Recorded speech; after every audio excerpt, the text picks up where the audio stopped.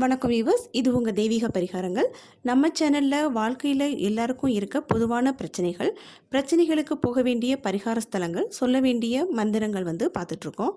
இந்த வீடியோவில் பொதுவாக மன நிம்மதி இல்லாமல் மன அழுத்தத்துலேயும் மன சங்கடத்துலேயும் இருக்கவங்க என்ன செய்யணும், நம்ம மனசை ரிலாக்ஸாக வச்சுட்டு நம்ம செய்கிற காரியத்தில் எப்படி வெற்றி அடையணும் அப்படிங்கிறது தான் பார்க்க போகிறோம். இந்த வேர்ல்டு பார்த்திங்கன்னா பொதுவாக ஒரு இறுக்கமான சூழலில் தான் சுற்றிட்டுருக்கு. எந்த ஒரு டிபார்ட்மெண்ட்டாக இருந்தாலும் சரி, என்ன ஒரு ஜாப்பாக இருந்தாலும் சரி, எல்லாருக்குலேயும் ஏதாவது ஒரு வகையில் ப்ரெஷர் கொடுத்துட்டு அவங்கள ரொம்பவும் டென்ஷன் ஆக்கிட்டு தான் இருக்காங்க. மனுஷங்களுக்கு வர்ற நோயில் 75லேருந்து 90% நோய் இறுக்கமான மன சூழல்னால தான் வருது அப்படின்னு ரிசர்ச்சில் இப்போ கண்டுபிடிச்சிருக்காங்க. இப்போ இதுக்கு என்ன ரீசன் அப்படின்னு பார்த்தோன்னா, சக மனுஷனை மனுஷனாக யாரும் பார்க்குறது கிடையாது. அடுத்தவங்க மேலே அக்கறை செலுத்துறது கிடையாது. இந்த தனக்கு அப்படின்னு ஒரு சுயநல சிந்தனை இந்த மாதிரிலாம் இருக்கிறதுனால தான் ஒவ்வொருத்தருக்கும் ஒவ்வொரு விதமான சூழ்நிலையில் பிரச்சனைகள் வருது. அதே போல் மேலதிகாரிகள் செய்கிற கெடுபிடி, அதனால நமக்கு வர்ற ப்ரெஷர்.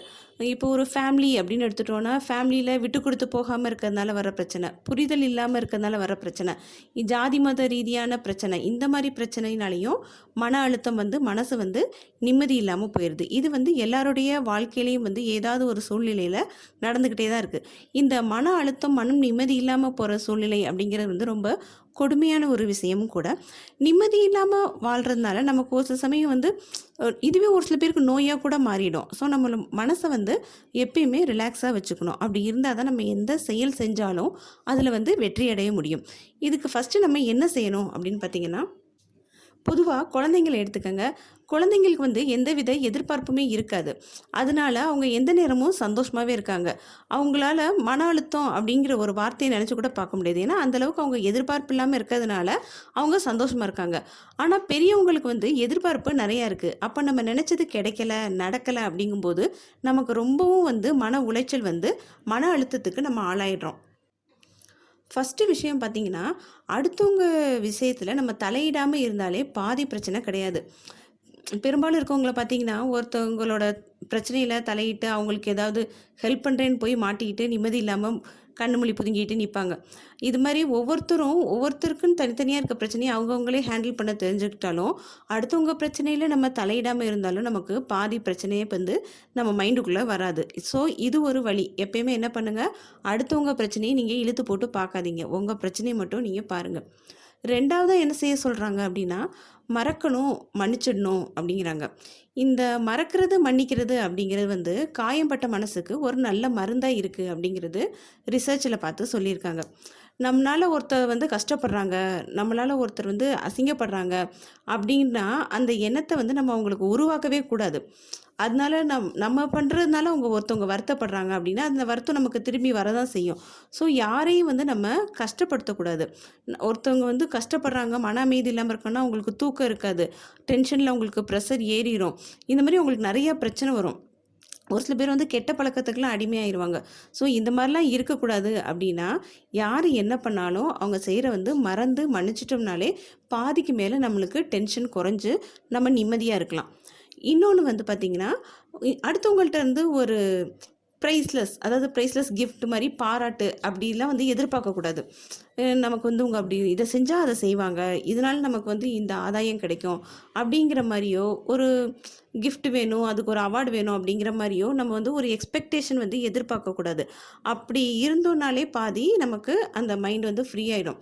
உலகத்தில் எல்லாருமே சுயநலமாக தான் இருக்காங்க. அவங்கவுங்க வேலை ஆகணும், நம்ம மட்டும் இந்த இடத்துல வரணும், இந்த பேரும் புகழும் நமக்கு மட்டும்தான் கிடைக்கணும், அப்படி ஒவ்வொருத்தரும் இருந்துட்டு தான் இருக்காங்க.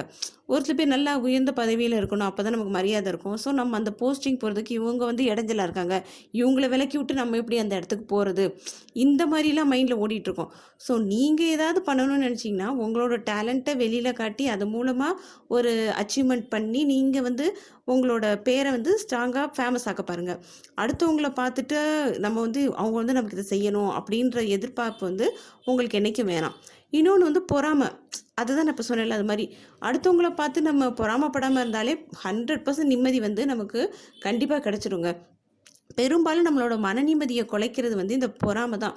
நம்ம ஆஃபீஸ்லேயே இருக்கும்போது நம்ம இவ்வளோ ஹார்ட் ஒர்க் பண்ணுறோம், ஆனால் நம்மளை விட அவனுக்கு வந்து இன்க்ரிமெண்ட்டு கூட போட்டாங்க, நம்மளை விட அவனுக்கு வந்து ப்ரமோஷன் சீக்கிரம் போட்டாங்க. அதே மாதிரி ஒரு பிஸ்னஸ் பண்ணால் நம்மளை விட பின்னாடி பிஸ்னஸ் ஸ்டார்ட் பண்ணி இப்போ அவன் நல்லா வந்துட்டானே.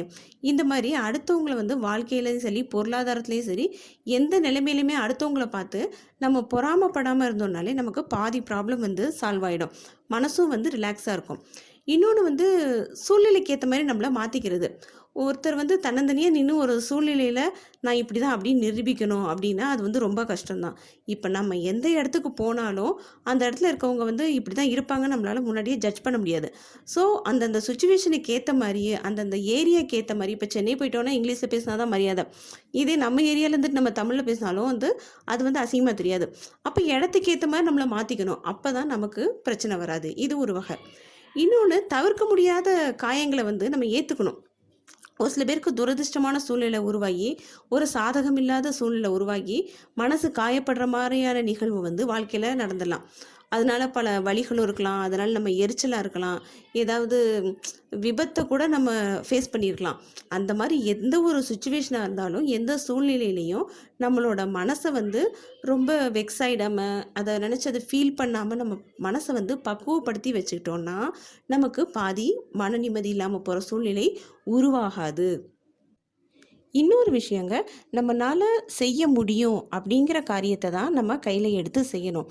நம்மளால் ஒரு விஷயத்தை செய்ய முடியும் அப்படின்னா தான் அந்த பொறுப்பை வந்து நம்ம ஏற்றுக்கணும். இது நம்மளால் செய்ய முடியுமா செய்ய முடியாதா அப்படிங்கிறது நமக்கு தெரிஞ்சாலே நம்ம அந்த முடிவெடுக்கிறதுல ஒரு தெளிவான முடிவை எடுத்துடலாம். இப்போது நம்மளால் முடியாத ஒரு இதை வந்து நான் செஞ்சிருவேன் அப்படின்னு சொல்லி நம்ம பொறுப்பேற்றுக்கிட்டு கடைசியில் அதை செய்ய முடியலன்னு வச்சுக்கோங்களேன், ஐயையோ அதை நம்ம அப்படி அவசரப்பட்டு ஏற்றுக்கிட்டோமோ, இதனால தான் நமக்கு இப்போ பிரச்சனை ஆயிடுச்சோ அப்படின்னு ஒரு மைண்டில் கன்ஃபியூஷன் வந்துடும். சரி, நம்ம இந்த வேலையை நம்ம எடுக்காமல் இருந்தால் கொஞ்சம் ரிலாக்ஸாக இருந்திருக்கலாமோ, தேவையில்லாமல் இதை இழுத்து போட்டுட்டு நம்ம பிரச்சனையில் இருக்கோமோ, இப்படிலாம் நமக்கு மைண்டில் வரும். ஸோ இந்த மாதிரி பிரச்சனையை வந்து நம்ம ஃபேஸ் பண்ணணுன்னா அதுவும் நம்ம கையில் தான் இருக்குது. நம்மளா சில விஷயங்களை வந்து இழுத்து போட்டுட்டு அதனால் கஷ்டப்படுறதும் உண்டு. இது வந்து தேவையில்லாத டென்ஷன் தான். இதுக்கெல்லாம் என்ன சொல்யூஷன் பண்ணலாங்க அப்படின்னா, தினமும் மெடிடேஷன், தியானம் பண்ணுங்கள். தியானம் பண்ணுறது வந்து ஆள் மனசில் வந்து ஒருநிலைப்படுத்தி பண்ணணும். அப்படி பண்ணும்போது நம்ம உடல் மனசு எல்லாமே ரொம்ப ரிலாக்ஸ் ஆகுது. இதை செஞ்சு பார்த்தவங்களுக்கு வந்து கண்டிப்பாக அதனோட பலன் தெரியும். இந்த தியானம் செய்கிறதுக்கு பல வகைகள் இருக்குது. இதில் வந்து யோகா கூட நிறைய பேர் சொல்லிகிட்டு இருக்காங்க. டெய்லி ஒரு 1/2 hour தியானம் பண்ணோன்னாலே அது நமக்கு நல்ல பலனை தரும். ஒரு சில பேர் வந்து மேக்ஸிமம் 3 மணி நேரம் கூட பண்ணுவாங்க. அந்த மாதிரி உட்காந்துருக்கவங்களுக்கு வந்து அந்த தியானத்தினால கிடைக்கிற பலன் என்னென்னு அவங்கள்ட்ட நீங்கள் கேட்டு பார்த்தீங்கன்னா தான் தெரியும். ஸோ அவ்வளோ நேரம் நீங்கள் ஸ்பெண்ட் பண்ண முடியலை அப்படின்னாலும் மனசை வந்து ஒருநிலைப்படுத்தி ஒரு 1/2 மணி நேரம் உட்காந்து தியானம் பண்ணுங்கள். அப்படி பண்ணாலும் உங்களோட மைண்டு வந்து ரிலாக்ஸ் ஆகிட்டு மனசு நல்லா நிம்மதியாக இருக்கும். அடுத்து, ஹார்ட்டை வந்து வீக்காக விடாதீங்க. நம்ம வந்து எந்த ஒரு வேலை செய்யும் போதும் நம்ம மைண்ட் வந்து ஒரு கெட்ட எண்ணம் அடுத்தவங்க விதைச்சாலும் அதை வந்து மைண்டு வந்து நம்ம டைவெர்ட் ஆகாமல் பார்த்துக்கணும். நம்மளோட சந்தோஷத்துக்கு ஏற்ற மாதிரி நம்மளோட டைம் பாஸிங்கை வச்சுக்கணும். நமக்கு பணம் முக்கியம்தான், அதை விட மன நிம்மதியும் முக்கியம் அப்படிங்கிறத வந்து மைண்டில் வச்சுட்டு நம்ம வேலை பார்க்கணும். இப்போ இந்த சமூக சேவை, இறை சேவை இப்படிலாம் செய்கிறாங்க இல்லையா, அவங்கெல்லாம் வந்து அந்தளவுக்கு மனசை வந்து தெளிவாக வச்சுருக்கிறதுனால தான் அவங்க மனசு வந்து சுத்தமாக இருக்காது. சுத்தமானால் எந்த ஒரு நெகட்டிவ் தாட்ஸும் இல்லாமல் ஒரு தன்னலம் இல்லாமல் தொண்டு பண்ணுறாங்களே, அவங்களாம் பாருங்கள் ரொம்ப நிம்மதியாக இருப்பாங்க. நம்ம உடல் ரீதியாக ஓய்வெடுக்கும்போது அந்த மனசும் வந்து ரிலாக்ஸாக இருந்துச்சுன்னா தான் நம்மளோட ஹெல்த்தும் நல்லாயிருக்கும். ஸோ மனசை எப்பயுமே ரிலாக்ஸாக வச்சுக்கோங்க.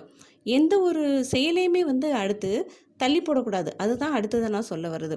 இப்போ ஒரு வேலையை வந்து நம்ம செய்யக்கூடாது, இதை செஞ்சால் தேவையில்லாமல் பிரச்சனை வரும் அப்படிங்கிற இடத்துல போய் நம்ம விட்டுறணும்.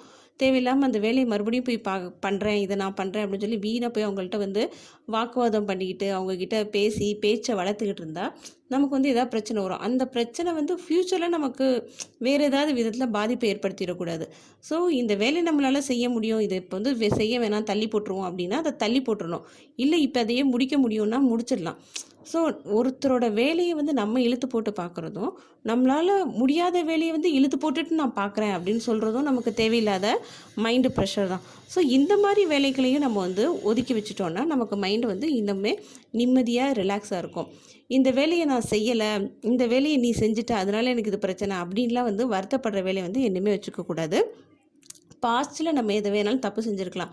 நம்ம தப்பை வந்து திருத்திட்டு ஃப்யூச்சரில் எப்படி நிம்மதியாக வாழலாம், அதுக்கு நம்ம என்ன பண்ணலாம் அப்படிங்கிறத தான் நம்ம யோசிக்கணுமே தவிர, நடந்ததை பற்றி என்றைக்குமே யோசிச்சுட்டே இருந்தோம்னா மனசில் இருக்க நிம்மதியும் போயிடும், நம்ம தூக்கம் போயிடும், ஹெல்த்தும் போயிடும். ஸோ மைண்டை வந்து எப்பயுமே ரிலாக்ஸாக வச்சுக்கோங்க. மறந்துடுங்க, மன்னிச்சிருங்க, நம்மளால் முடிஞ்சதை செய்யுங்க, உங்களுக்கு பிடிச்சதை செய்யுங்க. உங்களோட லைஃப்பில் வந்து எப்பயுமே ஹாப்பியாக இருக்கலாம். இந்த வீடியோவில் இருக்க இன்ஃபர்மேஷன் உங்களுக்கு வந்து உங்களை ரிலாக்ஸ் ஆக்க வந்து ஹெல்ப் பண்ண இருந்தது, இல்லை நான் சொன்னது கொஞ்சம் உங்களுக்கு புரிஞ்சுது, பிடிச்சிருந்ததுன்னா இந்த வீடியோ லைக் பண்ணுங்கள், ஷேர் பண்ணுங்கள், சப்ஸ்கிரைப் பண்ணுங்கள். நன்றி.